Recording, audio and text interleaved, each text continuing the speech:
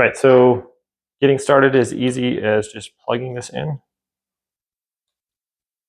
and pressing the power button on the microphone. A green light will come on and show that it is ready to go. So we're going to do a couple tests here just to show how it is with this microphone on, and then we're going to test it without so you guys can see the difference. Here we go.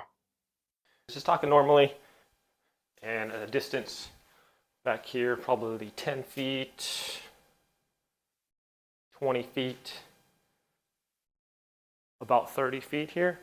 And I'm just going to walk over here, just talking normally. Regular microphone now, and talking normally all the way around. I'm just going to do the same route that I did before with the other one. And we'll see back here, and then walking around the kitchen. Whether you're a vlogger and you want to have a nice two-way conversation without any loss of volume, this is a very nice microphone.